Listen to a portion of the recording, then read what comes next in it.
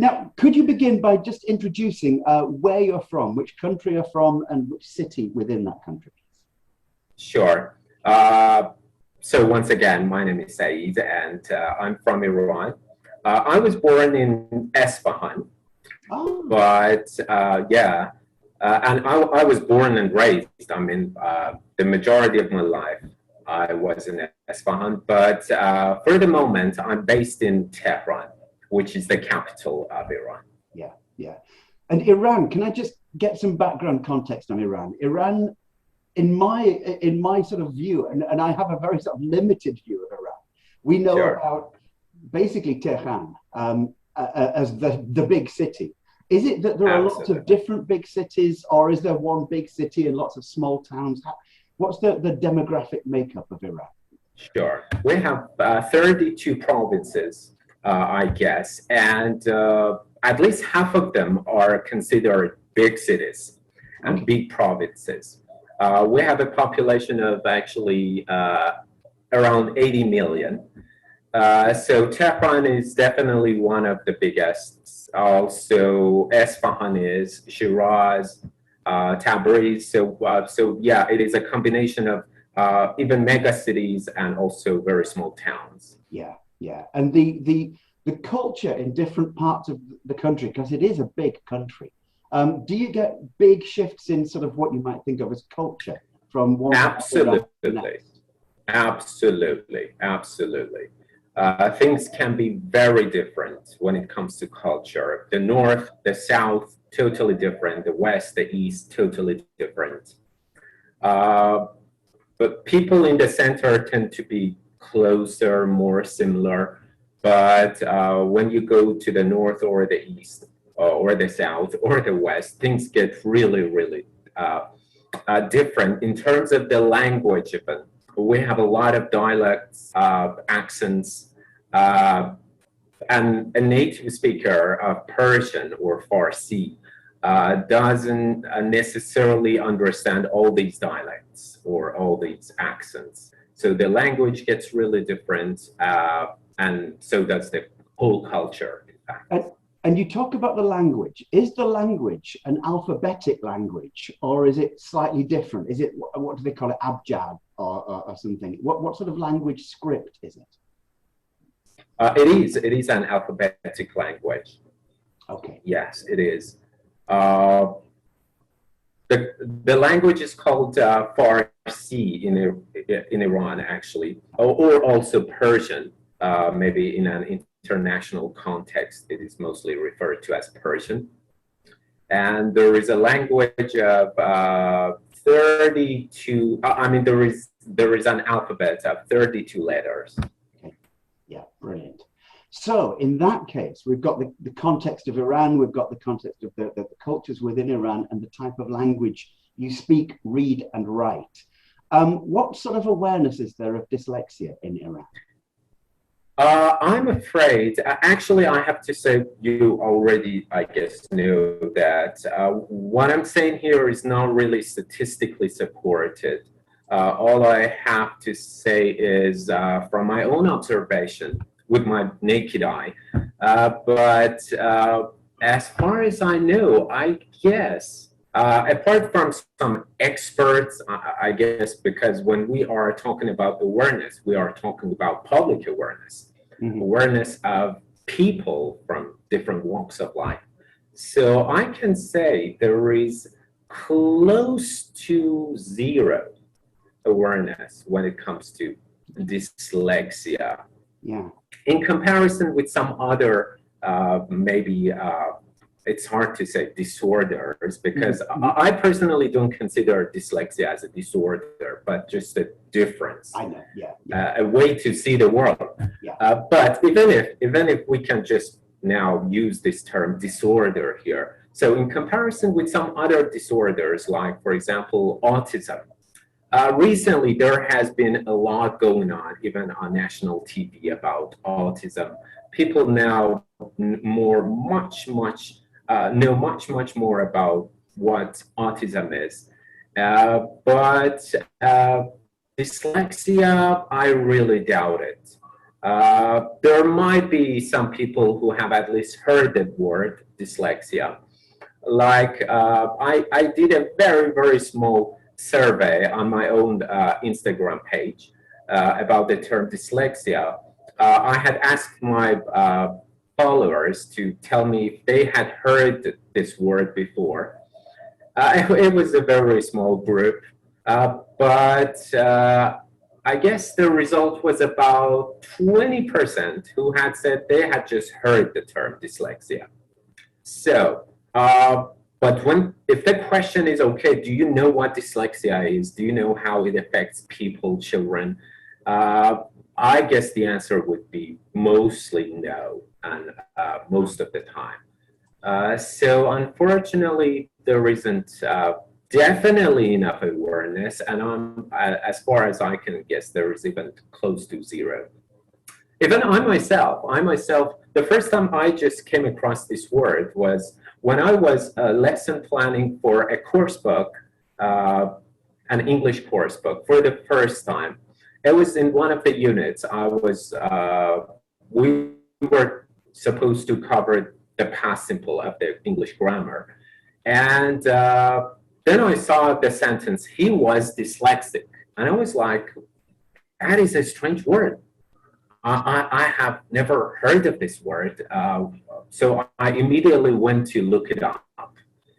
And all I came up with from my search in dictionaries was that it's a kind of disability, or it's a kind of disorder that people can't read or write. I really think the definition was far from sufficient.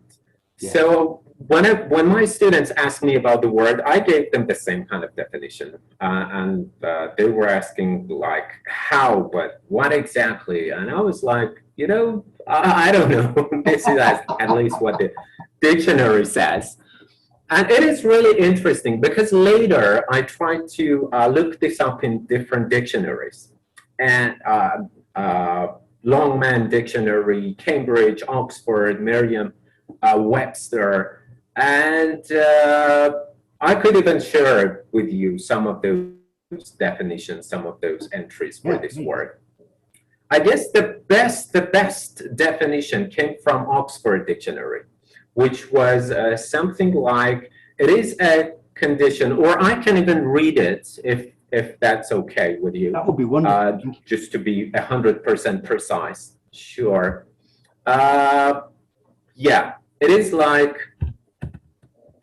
a slight disorder of the brain that causes difficulty in reading and spelling, for example, but this is the most important part, but does not affect intelligence.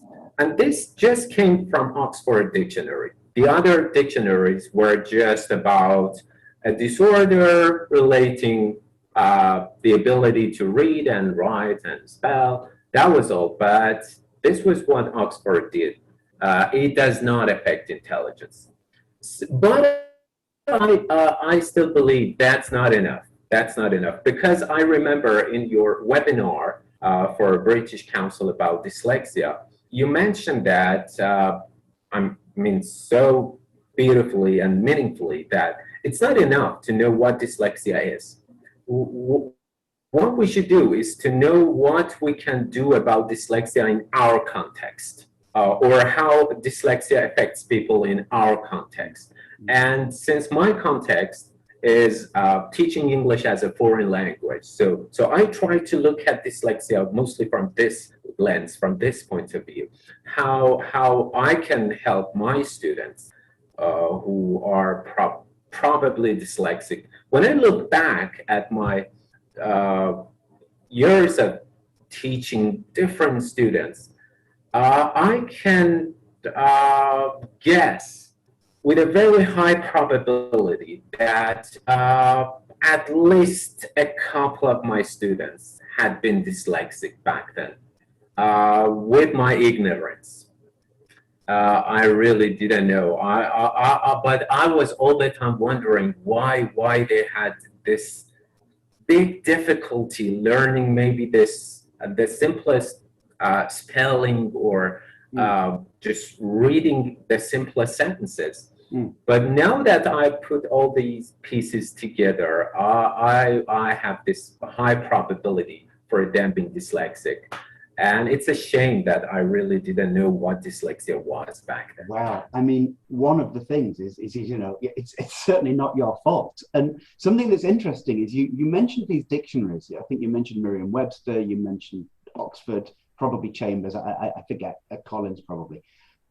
Sure. Which is the biggest dictionary in Farsi? Which is the biggest Iranian dictionary? You mean Persian to Persian? Yeah, Persian to Persian. Is there a classic dictionary that you would use? Sure, absolutely, there is. There is one named Dekhoda. Okay, right. And if you go to, please forgive my pronunciation, Dekhoda, did you say?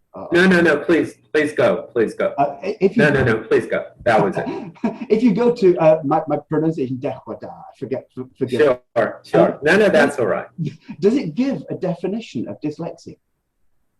That's a very good question, because I did go through the English dictionaries, but the idea never came to me to see if we have such a thing for, in Persian dictionaries. I'm really interested now to really even now go and just look up this word. I really don't know. But since I guess this whole term dyslexia is very new in our, context and culture and education system, I even doubt if there is one entry for it. Do you know what that's me just guessing. I will definitely. Sorry, I didn't mean to interrupt. No, please. I just wanted to emphasize that that's me guessing. I really don't know for sure, but I will for sure go and look this word really interesting. In a Persian dictionary. Do you know what the word for dyslexia is in Farsi? Actually, we just refer to it as dyslexia in Persian too. So we don't have a particular word for it. Like some other, as I told you, like autism, such and such. So we just refer to them as these terms enter our language. We don't have an equivalent for them. Yeah. As far as you know, is there any training given to teachers about dyslexia or even autism, which is now becoming more known? Sure. I'm quite positive there is nothing about dyslexia. Okay. When I was training as a teacher, I never had anything in terms of dyslexia. No matter in the field of EFL or teaching in general, like school teachers training programs, I really don't think there is such a thing. And what is interesting is that it seems that because I Googled dyslexia to see if there is an official association for it in Iran, I couldn't find any. But what I came up with after my search was that there are some clinics dealing with dyslexia. Right. And this tells me that it seems we are here considering dyslexia as a medical condition, as a disorder that we should maybe try to cure. I really don't think we are considering it as just something as it is, as a characteristic, as a different way of thinking, being, seeing the world. So it seems that we are just considering dyslexia as a medical condition, as a disorder, as something we should cure. So maybe that's why there is nothing about teacher training. Because if we consider it as something we should cure, we think of it as maybe the I don't know, physicians' responsibility, not the teachers. Yeah. Maybe that's the reason, maybe.